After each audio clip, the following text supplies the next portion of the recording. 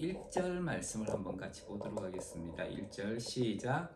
예수께서 12제자에게 명하시기를 마치시고 이에 저희 여러 동네에서 가르치시며 전도하시려고 거기를 떠나가시니라. 아멘. 예수님께서 제자들에게 어떻게 사역을 하라라고 이야기를 해주셨습니다. 예수님께서는 먼저 무리들의 필요를 보시고 그들의 필요를 채우기 위해서 12명이라는 제자들을 사도로 세우셨습니다. 그리고 그들에게 모든 병과 모든 약한 것을 고치시고 또 하늘의 그 능력들을 주셨어요. 그래서 제자들이 예수님과 함께 자기들에게 주어졌던, 자기들을 따르던 그 무리들을 돌볼 수 있는 일꾼이 되게 세우셨습니다. 자, 그리고 그 일꾼으로서 그러면 어떻게 사역을 해야 되느냐 하는 것에 대한 말씀을 마태복음 10장에서 이야기를 쭉 해주셨어요. 특히 너희는 뱀과 같이 지혜롭고 비둘기같이 순결하라, 이런 말씀들을 하시면서 백성들이 이 일꾼들이 어떻게 사역해야 하는가, 이것에 대해서 이야기를 하셨습니다. 그렇게 모든 말씀하시는 것을 마치시고 이제 여러 동네를 다니시면서 가르치고 전도하시려고 그 길을 떠나셨다라고 이야기를 합니다. 예수님께서 어디를 가시든지 하시는 일은 동일했습니다. 그것은 무엇이냐 하면은 백성 중에 모든 병과 그리고 귀신에게 고통받는 자들에게서 병을 고치시고 귀신을 쫓아내시고 하나님 나라를 선포하시는 것이었어요. 그렇게 하나님 나라를 선포하시면서 하나님 나라를 가르치시고 전도하셨다는 거예요. 이것이 예수님께서 평소에 하시던 것이었습니다. 예수님은 11장 1절에 보면은 이 모든 말씀을 마치신 이후에 무엇을 하셨는가? 똑같이 하셨다는 거예요. 평소와 똑같이 예수님은 사역을 하셨다라고 하는 것을 보게 됩니다. 우리도 마찬가지예요. 우리도 뭔가 특별한 일이 있어가지고 하지 않는 이상은 평소와 같이 하나님의 일에 힘쓰는 사람들이 되어야 됩니다. 그래서 예수님께서 하셨던 말씀들을 보시면서 제자들이 비록 일꾼이 되었지만 그들이 하는 일은 평소에 그들이 훈련받았던 대로 했다는 것이죠. 우리도 그렇게 평소의 습관대로 복음을 전하고 하나님의 일을 하는 것에 헌신되었으면 좋겠습니다. 예수님께서 하신 이야기를 듣고 세례 요한이 사람들을 예수님에게 보내게 됩니다. 2절 말씀에 있는 말씀 한번 읽겠습니다. 2절 시작. 요한이 옥에서 그리스도의 하신 일을 듣고 제자들을 보내어. 예수님께서 하신 일을 요한이 감옥에 갇혀 있으면서 들었다는 거예요. 자, 그리고 요한이 제자들을 예수님에게 보냅니다. 왜 예수님에게 보냈을까요? 자, 3절에 있는 이야기입니다. 3절 시작. 예수께 여짜오되 오실 그이가 당신이 오니까 우리가 다른 일을 기다려오리까. 오실 그이라고 하는 것은 하나님께서 약속하신 메시아를 가리킵니다. 분명히 하나님께서 요한에게 메시아가 올 것이고 네가 그 길을 예비하는 자가 될 것이다, 이렇게 요한은 들었던 것 같아요. 그런데 요한이 감옥에 갇혀 있으면서 자기가 정말 감옥에서 생각해 보니까 자기가 메시아가 오실 길을 제대로 예비했는지 그것을 확인해야 되겠지요. 요한은 예수님을 메시아로 생각을 했을 수 있지만은 아닐 수도 있다. 만약에 예수님을 드러내지 않았고 메시아가 아직 오시지 않았는데 자기가 감옥에 갇혀 있다면은 자기는 자기가 해야 될 일을 다 못한 것이 될 것입니다. 그래서 자기가 제대로 일을 했는지 하나님의 말씀대로 살았는지 그것을 확인해야 되겠죠. 그래서 내가 이제까지 감옥에 갇히기 전에 일을 했는데 그래서 당신을 드러내기는 했는데 당신이 그 메시아가 맞습니까? 아니면 우리가 다른 분을 기다려야 됩니까? 하고 물은 것입니다. 어떻게 본다면은 요한의 생각에는 예수님이 메시아가 아니면 어떻게 하지 하는 그런 의심도 있었던 것 같아요. 사실 예수님께서 십자가에 못 박히시 전에 당시의 사람들은 예수님이 선지자인가 메시아인가, 선지자가 아니라 메시아라면은 어떻게 그것을 알 수 있는가라는 생각을 가졌습니다. 예수님께서 많은 사람들을 먹이셨다. 그것이 메시아인 표적인가? 엘리사라는 구약의 선지자가 있지요. 이 엘리사라는 선지자도 적은 떡을 가지고 많은 사람들을 먹였던 그 기적을 행했습니다. 그렇게 본다면은 엘리사라는 선지자와 예수님 사이에는 별반 차이가 없어요. 예수님께서 문둥병자를 고치셨다.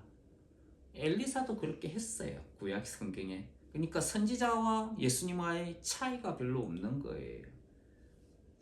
예수님께서 죽은 자를 살리셨다. 엘리사라는 선지자도 그렇게 했어요. 어떻게 보면 이 엘리사가 참 예수님이 메시아라고 하는 것을 밝히는데 많은 걸림이 되었던 선지자 같아요. 엘리사도 죽은 자를 살렸어요. 엘리사도 살렸을 뿐만 아니라 엘리야도, 그의 스승인 엘리야도 죽은 사람을 살렸습니다. 그럼 메시아이신 예수님과 선지자 사이에 도대체 무슨 차별이 있는 것일까? 저도 옛날에 그런 고민을 했어요. 예수님이 돌아가시기 전에 예수님이 메시아인 표적을 사람들은 어떻게 알아봤을까?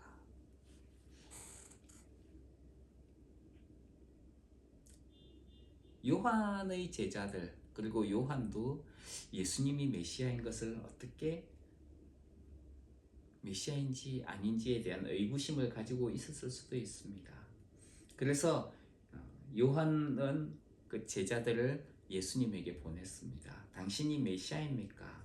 아니면은 메시아가 아니면은 다른 사람을 우리가 기다려야 되는 것입니까? 그러자 예수님께서 하셨던 말씀이 있어요. 내가 메시아다, 이런 말씀을 안 하세요. 4절 5절에 있는 말씀 같이 한번 읽겠습니다. 4절 5절 시작. 예수께서 대답하여 가라사대 너희가 가서 듣고 보는 것을 요한에게 고하되 소경이 보며 안전뱅이가 걸으며 문둥이가 깨끗함을 받으며 귀머거리가 들으며 죽은 자가 살아나며 가난한 자에게 복음이 전파된다 하라. 내가 메시아다, 예수님께서 이렇게 이야기를 하지 않으시고 너희가 지금 듣고 보는 것을 요한에게 이야기해라 라고 말씀하십니다. 직접적으로 내가 메시아다 이렇게 말씀해 주시면 얼마나 좋을까요? 하지만 예수님은 너희가 가서 듣고 보는 것을 요한에게 고하라 라고 이야기를 합니다. 그러면은 도대체 무엇을 보고 무엇을 들었을까요? 그것은 소경이 보며 안전뱅이가 걷는 것과 문둥이가 깨끗함을 받고 귀머거리가 들으며 죽은 자가 살아난다. 그리고 가난한 자에게 복음이 전파되는 것이다. 이것을 요한에게 가서 증거하라 라고 이야기를 합니다. 사실 예수님께서 하신 이 말씀들은 예수님이 메시아가 되신다는 표적을 말씀해 주신 것입니다. 요한복음 9장에 보면은 날 때부터 소경이었던 사람이 등장을 합니다. 어느 날 예수님을 만나게 되었는데 예수님께서 이제 진흙을 이겨가지고 이 소경의 눈에 바르시면서 가서 실로암에 가서 씻으라 라고 이야기를 하지요. 그래서 실로암 못에 가서 씻었더니 다시 그가 보게 되었다라고 이야기를 합니다. 다시가 아니죠. 그가 보게 되었다. 태어나면서부터 이제 보지 못했던 사람이었으니까. 그러니까 그를 알고 있었던 많은 사람들이 그가 소경이었다가 눈을 뜨게 된 것을 알게 되었어요. 그런데 그것 때문에 큰 소동이 일어나게 되었습니다. 소경이 눈을 떴다. 사람들이 이 사람에게 물었습니다. 너는 어떻게 눈을 뜨게 되었느냐? 그러자 예수라는 사람이 진흙을 이겨서 내 눈에 바르고 실로암에 가서 씻으라 하길래 그렇게 했더니 내가 보게 되었다라고 이야기를 합니다. 자기에게 일어난 사건을 이 사람은 그대로 이야기를 한 것입니다. 이 말을 들었던 종교 지도자들 사이에서는 난리가 났습니다. 왜냐하면 소경이 보게 된 사건, 이것은 아무나 할 수 있는 표적이 아니기 때문입니다. 이 일은 오직 메시아만이 가능한 표적이기 때문이죠. 만약 예수님께서 소경의 눈을 뜨게 하셨다면 예수님은 누구시라는 거예요? 예수님이 바로 메시아라는 그런 말이 되는 것입니다. 이제까지 바리새인들이 반대하고 싫어했던, 거부했던 예수님이 메시아라는 것이지요. 근데 바리새인들은 그런 예수님을 거부를 했던 것입니다. 성경 이사야서에 보면 이런 말씀이 있습니다. 보라, 너희 하나님이 오사 보수하며 보복하여 주실 것이다. 그가 오사 너희를 구하시리라. 그때에 소경의 눈이 밝을 것이며 귀머거리의 귀가 열릴 것이며 그때에 저는 자는 사슴같이 뛸 것이며 벙어리의 혀는 노래할 것이다. 이것이 이사야 선지자가 기록한 이사야서 35장 4절부터 6절에 있는 말씀입니다. 메시아이신 하나님께서 세상에 오셨을 때에 일어나게 될 일에 대해서 말씀하신 것입니다. 구원하시는 하나님께서 보내신 메시아 예수 그리스도께서 행하신 것들이죠. 예수님은 요한의 제자들에게 바로 이사야 성경에 있던 이 이야기가 지금 일어나고 있는 사건이다 라고 말씀해 주신 것입니다. 그러니까 사실 예수님은 이사야 성경을 통해 가지고 내가 바로 그 메시아다, 하나님이 약속하셨던 메시아다, 이렇게 사람들에게 요한에게 증거하게 하신 것입니다. 드러내놓고 이야기를 하지 않으셨지요. 사실 성경은 예수님에 대해서 증거하는 것입니다. 너희가 성경에서 영생을 얻는 줄 생각하고 성경을 상고하거니와 이 성경이 곧 내게 대하여 증거하는 것이다.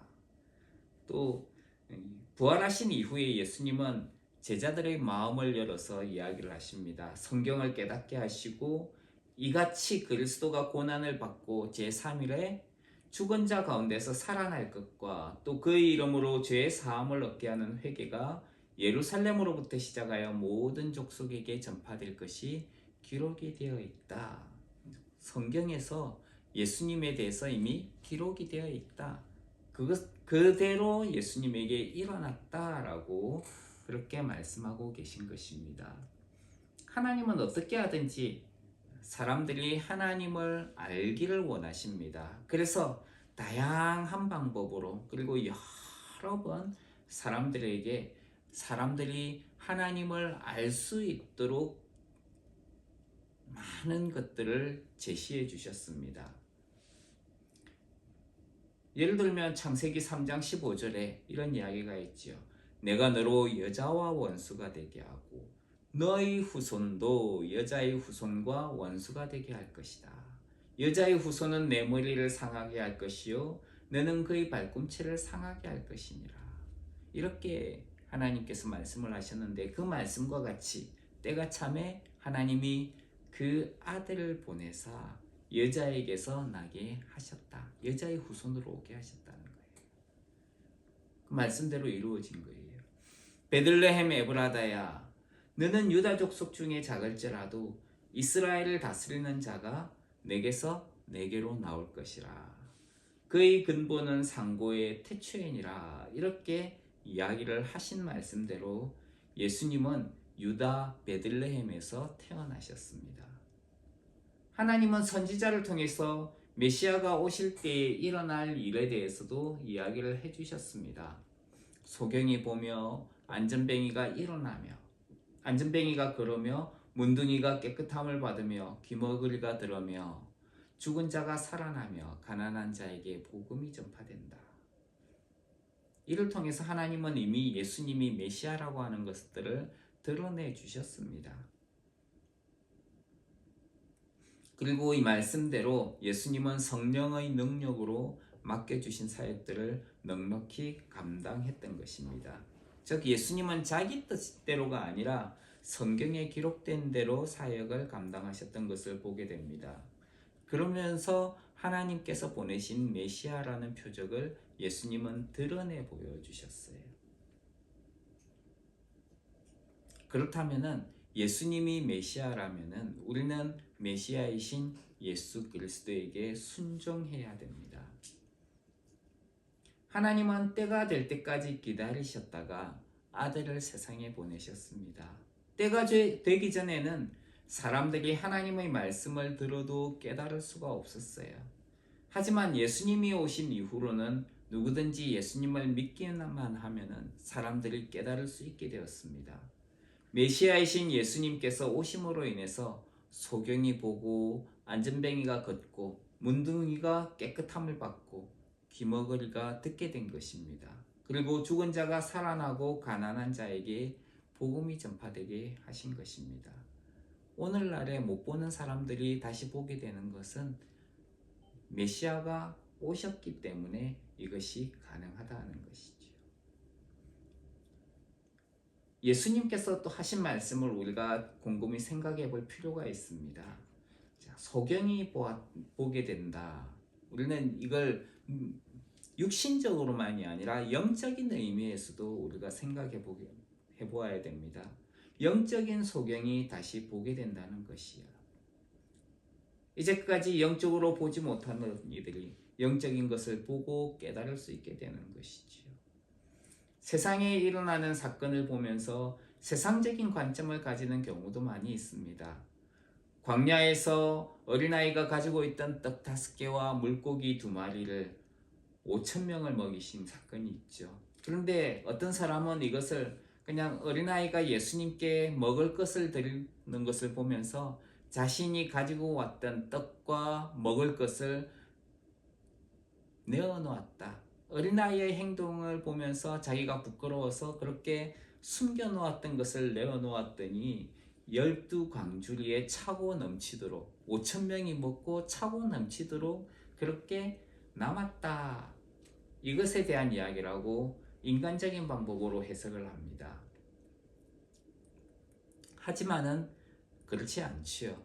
예수님은 실제로 오병이어 떡 5개와 물고기 2마리로 5,000명을 먹이셨고 12광주리에 차고 넘치게 남게 하셨습니다. 그 이후에 무리들은 예수님을 왕으로 삼기 위해 예수님을 찾았습니다. 하지만 예수님은 세상적으로 먹고 배불렀기 때문에 무리들이 자신을 찾는 것이라고 책망하셨습니다. 오히려 예수님은 그들이 육신을 먹을 것이 아니라 영적인 양식을 찾아라 라고 말씀하십니다. 예수님께서 오심으로 소경이 보는 것은 인간적이고 세상적인 관점에서 벗어나서 영적인 것을 보게 하는 새로운 시대를 맞이하게 된 것입니다. 안전뱅이가 걷게 되는 것도 영적인 의미를 볼 수가 있습니다. 육신의 안전뱅이가 일어나 걷게 되는 것도 중요한 일입니다. 하지만은 영적으로 무기력하고 힘이 없던 존재가 힘을 얻어서 일어서게 되는 역사를 일컫는 것입니다. 스스로 일어나 걸을 수 없던 상황은 스스로 무엇인가를 할 수 없었던 것을 가리킵니다. 구원의 경우에도 그렇습니다. 인간은 스스로 구원할 수 없는 비참한 상황 가운데 있었습니다. 하지만 예수 그리스도를 믿음으로 구원을 얻게 되었습니다. 영적으로 무력한 존재가 예수 그리스도 안에서 다시 일어나 걸을 수 있는 존재가 되는 것입니다.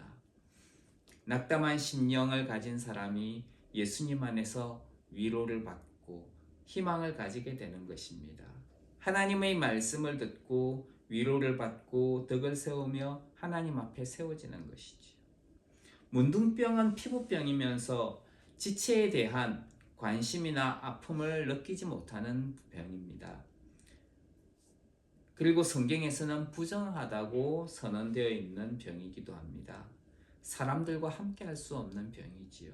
영적으로 문둥이가 깨끗하게 되는 것은 서로에게 관심을 가지게 되는 것입니다. 사람들과 함께 할 수 없었으나 이제는 사람들과 교제를 가지고 하나님과 교제를 가질 수 있게 되었다는 것을 말합니다. 최근에는 히키코모리라는 말이 있습니다.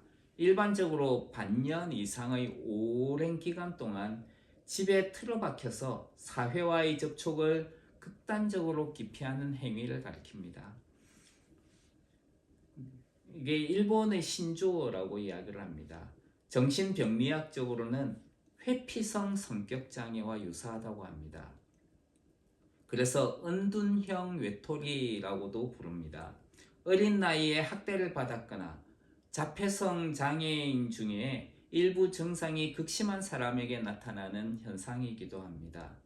회피성 성격장애 증상이 명확하게 보이고 증상이 심해지면은 혼자 이제 집이라든지 부모와 함께 살던 방에만 틀어박혀 있다고 합니다. 회피성 성격장애 증상이 이제 이 증상으로 인해 가지고 주위 사람들이 자신에게 위협을 가하거나 피해를 주는 게 걱정이 돼서 밖으로 나가지 않으려고도 합니다. 그럼 피해 망상을 가지는 경우도 많이 있다고 합니다. 그래서 이런 성격 장애를 가지고 있는 것이 히키코모리라고 하는 병의 시작이고, 정세가 악화될 경우에 남들에게 비교당하는 열등감에 시달리거나 조현병으로 발전할 수 있다라고도 이야기합니다. 일종의 정신적인 문둥병인 셈이지요. 예수님은 잃어버린 자를 찾아오시려고 구원하시기 위해서 오신 하나님이십니다. 그래서 문둥병과 같은 이런 히키코모리와 같은 이런 것에서 하나님은 우리를 해방을 시켜주시는 분이시지요. 이제까지 문둥병과 같이 부정했지만은 그 부정함으로부터 깨끗함을 받을 수 있게 되는 것입니다. 우리는 하나님께서 보시기에 부정한 존재였습니다. 부정하다는 말은 깨끗하지 못하다는 말이지요. 그런데 이것은 사람의 기준이 아니라 하나님의 기준입니다. 하나님 앞에서 사람들은 깨끗하지 못한 존재였어요. 사람들이 부정하게 된 이유는 죄 때문입니다. 죄로 인해서 부정한 상태에 있는 것이지요. 부정한 상태에 있는 존재는 하나님께서 받으실 수 없는 것입니다. 그런데 예수님께서 오셔서 십자가에 못 박혀 죽으심으로 변화가 생기게 됩니다. 예수님께서 십자가에 못 박혀 죽으신 것은 우리 죄로 인한 것이었습니다. 예수님으로 인해서 우리는 하나님 앞에 모든 죄를 용서받고 그리고 깨끗함을 받을 수 있게 된 것입니다. 이제는 부정한 존재가 아니라 깨끗한 상태의 정결한 존재가 되었습니다. 예수님으로 말미암아 우리는 부정함에서 정결한 존재가 된 것입니다. 또 귀머거리가 듣게 된다는 것은 못 듣는 사람이 듣는 것을 가리키는 것이지요. 듣는다는 것은 순종하는 것을 말합니다. 이전에는 하나님의 말씀을 들어도 순종하지 않았어요. 그래서 하나님의 말씀에 불순종했고 그들을 하나님은 패역하다라고 말씀하셨습니다. 귀가 가려워진 사람들은 하나님의 말씀을 듣지 않고 자기 생각과 욕심을 따르게 됩니다. 영적으로 귀가 가려워서 듣지 못하던 이들이 이제 예수님을 통해서 메시아가 오므로 인해 가지고 그들이 듣게 되고 순종할 수 있게 되는 것이지요. 죽은 자가 살아난다는 것은 육신의 죽은 자가 다시 살아나는 것을 이야기하는 것입니다. 하지만 이것은 또 영적으로 죽은 자가 살아나는 것을 가리키기도 합니다. 아담의 불순종은 하나님과의 모든 관계를 끊어지게 만들었습니다. 아담 한 사람으로 인해서 죄가 세상에 들어오고 그 죄 때문에 사망이 이 세상에 찾아오게 됩니다. 죄는 하나님의 영광에 이르지 못하게 만들었습니다. 죄로 인해 모든 사람은 영적으로 죽은 자가 되었습니다. 모든 사람은 하나님의 진노 가운데서 사망이라는 열매를 맺을 수밖에 없었지요. 하나님은 의로우신 분입니다. 그래서 모든 사람은 그 죄의 값을 치러야 되는 것입니다. 그런데 죄의 값은 사망입니다. 하나님은 사람들이 죽는 것을 원하지 않으셨습니다. 하나님은 사랑의 하나님이시기 때문입니다. 그래서 하나님의 사랑은 사람들이 구원받기를 원하십니다. 근데 죄는 심판을 받아야 되고 사람들은 구원을 받아야 된다. 이것이 부조화예요. 이것을 어떻게 하나님은 해결하실 수 있을까?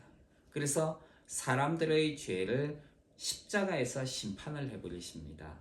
예수님이 그 죄를 대신 받아버리시지요.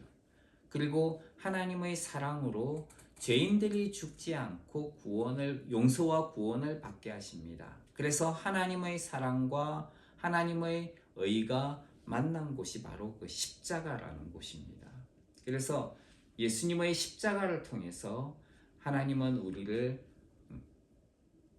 하나님의 공의를 드러내시고 사랑을 드러내시면서 우리를 구원해 내신 것입니다.